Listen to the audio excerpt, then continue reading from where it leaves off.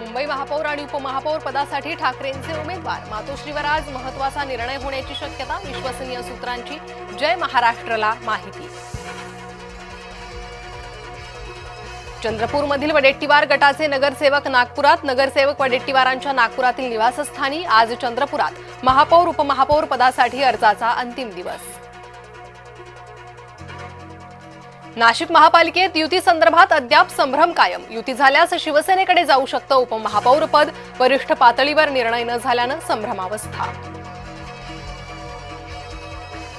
संभाजीनगर शिवसेनेत गटनेते पदावरून गटबाजी उघड, शिवसेनेच्या 13 नगरसेवकांपैकी 8 एका गटात तर 5 दुसऱ्या गटात, पक्षांतर्गत मतभेद वाढल्यानं गटबाजी सुरू।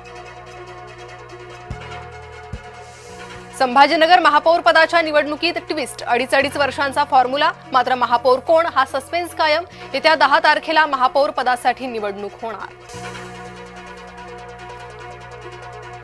संभाजीनगर मनपात भाजप गटनेत्याचं नाव आज होणार घोषित, स्थानिक स्तरावर नावांवर एकमत न झाल्यानं पेच, पक्षश्रेष्ठींच्या सूचनेनंतर मुंबईतून होणार शिक्कामोर्तब। झेडपी प्रचाराचा आज अखेरचा दिवस, प्रचारासाठी आता उरले अवघे काही तास।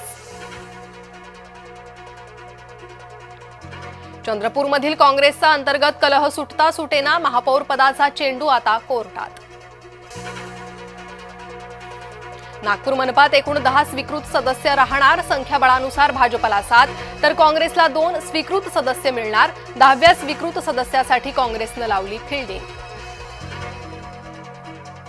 मनसेच्या मुंबई अध्यक्ष विभाग अध्यक्षांची आज बैठक, राज ठाकरेंच्या उपस्थितीत बैठकीचं आयोजन। पंतप्रधान मोदी अमेरिकेचे सेल्स एजंट आहेत का? हा अमेरिकेशी करार नव्हे तर अन्नदात्याविरोधात युद्धाची घोषणा, सामनाच्या अग्रलेखातून थेट पंतप्रधानांनाच सवाल। उपमुख्यमंत्री सुनेत्रा पवार येत्या मंगळवारी मंत्रालयातील दादांच्या खुर्चीवर, दुखवटा संपल्यानंतर येत्या 10 फेब्रुवारी रोजी सूत्र सांभाळण्याची शक्यता। डॅड माझा प्रत्येक काळ तुमचाच आहे, तुमची प्रचंड आठवण येते, जय पवारांची पिता अजित पवारांसाठी आणखी एक भावनिक पोस्ट।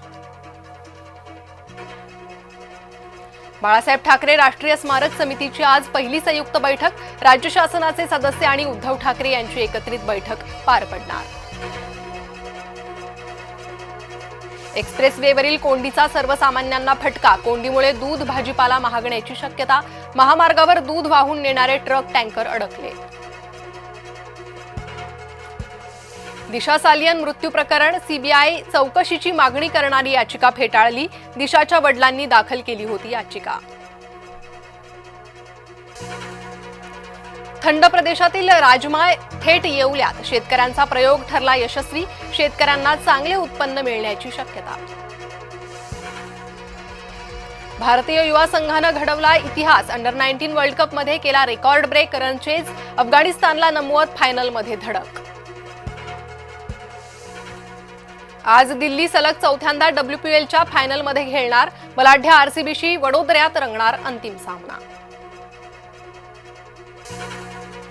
सराव सामन्यात टीम इंडियाचा दक्षिण आफ्रिकेला दे धक्का, 30 धावांनी मिळवला दमदार विजय, सलामीवीर ईशान किशनची दमदार खेळी।